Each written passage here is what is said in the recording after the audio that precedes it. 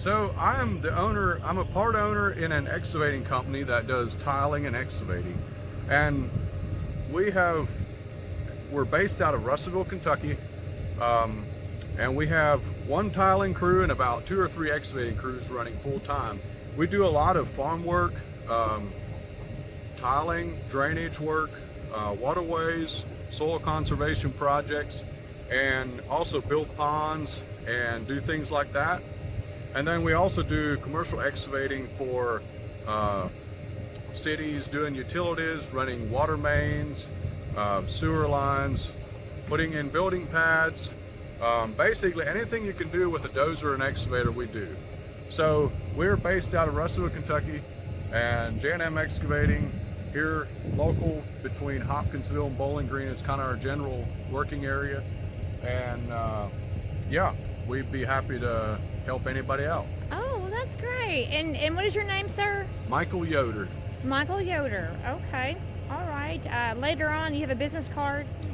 I don't have any information with me out here in the field, but you can reach me at my cell phone at 270-604-4404 or email me at michael@jmexcavating.net. And how far do you travel? Like, what's your distance? We would go from Bowling Green to Hopkinsville all the time, and if we have a big project, we'll go farther than that. Okay, all right. Is there a waiting list? Are you say pretty booked? Yeah, so for tiling, we're out here, and this guy's been on the book for probably about a year. Is that right? And right now, our tiling schedule, obviously in the springtime, once the crops get planted, we can't get in the fields as much. It'll just be fields without crops in them. So we're probably looking at June sometime till we get through our list. But in the summertime, between June to August, we don't really do much tiling, but we're always doing excavating, year-round excavating. Okay, so Luke and Laura have been on the list for a year? Yes. Wow, is that pretty standard? It is sometimes. I try to schedule things out so we have a little room. So right here, we're north of Hopkinsville, and we're gonna be in the area probably about a year from now. Okay. So we're getting everybody that called they were pretty much the first guys that called. We're getting everybody in this area while we're here. And then we're gonna be moving out probably tonight after we get done with this project. And we're heading to Fairview, Kentucky, and we probably won't be back in this area till next winter, spring sometime. Okay. So if anybody calls between now and then, they probably won't get any service for drain tile till then, till we come back. So we have pipe right down here. Drain tile is a slotted drain pipe. It's a single wall corrugated pipe, and it has little slits in the side of it a couple inches apart. And so in the wintertime and often in the summertime when it gets wet out here, the soil profile fills up with water. And we have a hole dug here that you can see that it's kind of like if you would take a 5-gallon bucket, just a 5-gallon bucket, and you would fill it up with dirt. And then you would fill that thing completely up with water, whatever the dirt will absorb. And if you try to plant something in that without letting the water drain out, it will not really do well. And so your soil profile is just going to be full of water, just like your pail. Now, if you take a flower pot with a hole in the bottom, you need to add water so you can grow something, obviously. But it's like you got to let the water drain out. So out here in the field, you can see this hole we've dug. It's kind of like that example. It's like if in the wintertime or anytime it rains a lot, it's like if this hole was level full of water. So by installing these pipes in here, we're doing it on 15-foot spacing, and it's going across the whole field here. We're going to let this water drain out through the pipe, and it's going to go to the lowest point and drain out into a sinkhole. And so that's going to draw the water table down so we can grow something better. Take, for instance, back the 5-gallon bucket full of water and dirt. You can't really grow much in the wintertime. Out here, this is the same as that. So this lets the water profile drain down, and in return gives the plants oxygen in the root system so they can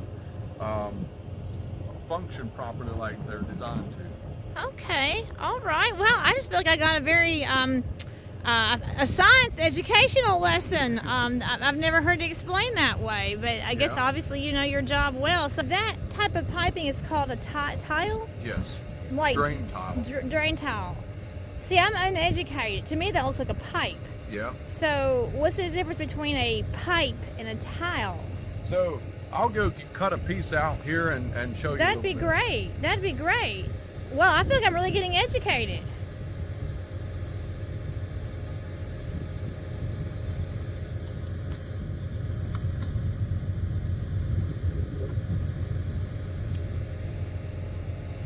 So I have a short piece of 2-inch drain pipe here, and we use these for laterals. We will use pipe up to 15 inches, single wall diameter. It's basically the same concept as we have here. It's a corrugation, and that adds sidewall strength so they can use thin sidewall plastic. This pipe particular here is made out of recycled material. We do use a lot of virgin plastics as well. And so I don't know if you guys can see or not, but right here we have little slits. And this is where the water would drain into the pipe as it's in the soil profile, and then the water will run through this pipe. And we're always installing it downhill, so we start from the bottom and go uphill. That way everything gets to drain downhill, because obviously water runs downhill and it will not run uphill. So that allows all the water to collect in the bottom. We have one pipe that will let all this water out of this field. And it's not going to move a lot of volume. It might be only a couple gallons per minute, or sometimes if it's really wet and we have a lot of rain, we might get, you know, out of this field here we have about 7 to 8 acres, and we might get up to 30 gallons a minute in the heavy rainfall times of the year. Okay, so this is the whole idea, is just to make this farmland more producible. Yes, yes. Like for their sorghum or their corn. Yes. My husband and I have lived up here for like 20 years. We live behind there, and in the 20 years that we've been here, they maybe have used this farmland maybe 4 or 5 summers. Yeah. I mean, we've had corn back here and we've had sorghum back here, but I'd say maybe 4 or 5 times in 20 years they've had crops back here. So they're looking to make better use of their land. Yes, yes. And it's not just that they'll be able to grow crops here or not, whether we tile or not, but it's like they'll be able to raise winter crops successfully. There won't be as much water damage. For example, the bucket idea that I used, if you would let your flower pots just full of water where no air could get in the root system, they would probably get stunted and die, turn yellow and stuff like that. So the crops out here are going to produce more year round. I would say with what we're doing here and the crops they're raising, their profit is going to be about twice what it is now, with the same dollar of inputs that they put into it. Okay, okay, wow. So then you're gonna drive that forward, and that pipe's gonna come along with you, correct? Yes. Or that tile Yes. is gonna come along so with you. we have a big roll on the front there, and it will feed in back to the plow, and the plow is GPS controlled. So we have everything recorded before we get here, and then as we drive along, it knows exactly how deep to put the tile, and Really? and I know exactly where to go. So when you say that it's GPS, I mean, like, your phone is hooked up to that where you can see it dropping, or? No, so I have a GPS screen in the cab with me, and that thing, it's a Windows 10 computer with a program on it that will run that whole plow, and it'll tell me where to drive, and I can record any elevation wherever I want to, and I can pretty much play with it and make it do whatever I want to get the pipe from here to there. I can go whatever depth I want, I can go whatever minimum slopes I want. Any guidance that I need, I can do whatever I need to there. My goodness. So how many employees do you have, Mr. Yoder? So we have 4 full-time employees. There's 2 of us business owners, both half owner in this business, and we have 4 full-time employees, and looking to add probably 3 more this spring. And so out here with me, I've got 2 employees with me, Marcus and Micah, We are the primary tiling crew. The other guys are out doing excavating, usually running 2 other jobs at one time. We're looking to add 2 to 3 more employees this summer. We already have them interviewed and prepared to join us on our team there at J M Excavating. And one will be taking the service manager position, and basically his job is going to be just to keep the equipment up and running and all of us moving efficiently so we don't have as much downtime when something does break down. And then we also have another project manager that will join us to run an additional excavating crew. Okay, well my goodness, that's great. So now, is this the only spot that you have to like really dig in? You've already got a trench already set up to drop the pipe in, or? Yes, so we will, this is a pretty big hole, but we're actually running 3 pipes out of this one, so we wanted to dig it a little bit wider so we can set in here to take off. But once we get away from this section, we had to do this to get through this fence. Now once we go to the other side of this fence and get this field, we'll just dig little holes about 3 foot wide and 6 foot long for each hookup, and we'll run a pipe out of that and connect it to this main that is running along the side of this fence. That way everything is going to drain from the top down into this main where we have it teed into, and then it's going to flow down the hill to this outlet down here in this sinkhole. Oh, that is a sinkhole, isn't Yes. it? So, yeah, so all the water's going to go down. You have it already organized where it's going to go down that way. Yes, yes. You're going to We use the already gravity. Have surface water coming down here and going down there, and so it's just like a creek or a pond that's there that the water, surface water, will collect in there and drain out. So, Mr. Yoder, what kind of degree do you have to understand all the things that you understand? Well, you don't need much if you're willing to learn and be teachable. I have not studied anything for what I'm doing. Really? This is all from experience and what I've done some research. I've been in a lot of conferences, and I've also worked with a lot of vendors that have helped me get to this point. And it's kind of like there is no certification that you have to be like, for instance, if you're going to be doing plumbing, you need to have your plumber's license. Yes, sir. But out here, we don't need any license for just installing drain pipe. But we do need things like we need business license to work in the county or in the cities. You know, we do the legal part of it as far as we can take it. But as far as to be certified to install drainage tile, you don't have to be certified. Okay, but it sounds like you've got like a collegiate background or collegiate education into understanding this, but you're saying, what I hear you saying is all coming from experience. Yes, yes. So I've been doing this about 5 years, and I kind of grew into it. I've had a friend of mine that did this, and he taught me a lot of things, and that's kind of where I started.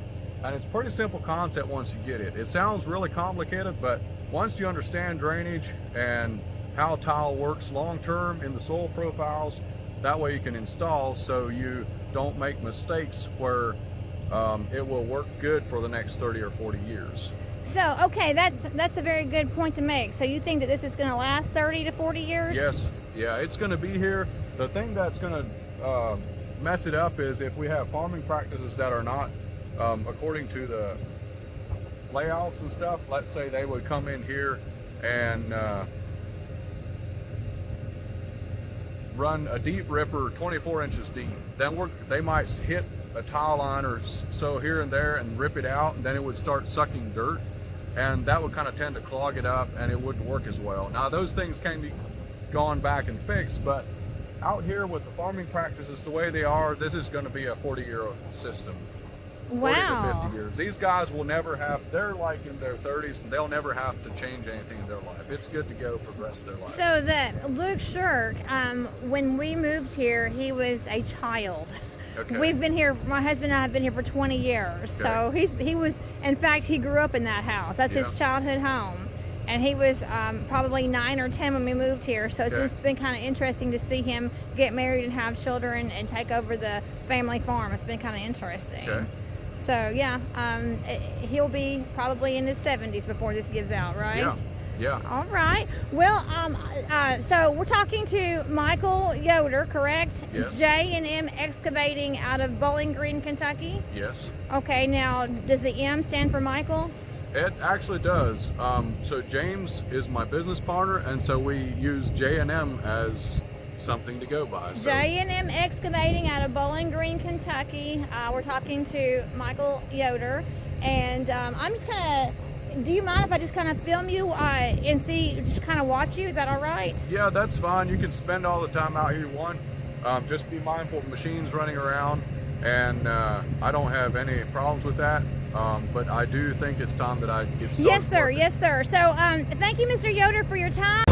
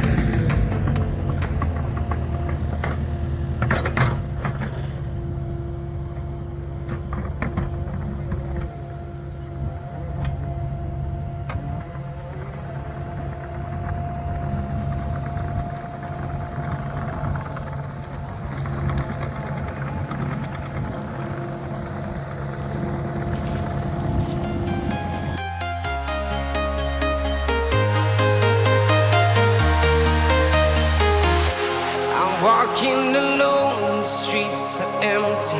The only thing I can see is my own silhouette. I'm getting stronger, step by step. The clock is ticking, but there's no time for regrets. I've been flying from town to town, from London to Taiwan. I've been all around the globe, trying to protect your soul. We are heroes tonight. We will fly above the sky. We are heroes tonight. Yeah. We are heroes tonight. We will fly above the sky. We are heroes tonight.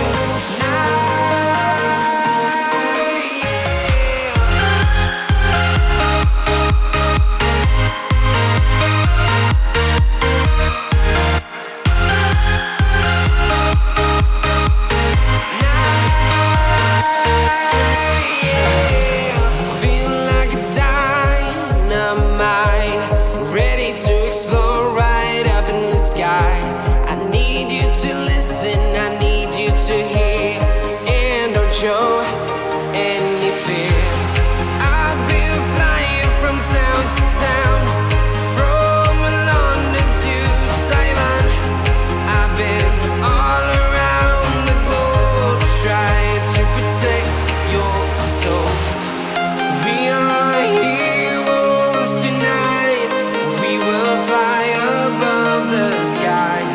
We are heroes tonight.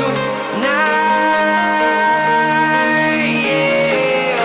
We are heroes tonight. We will fly above the sky. We are heroes tonight.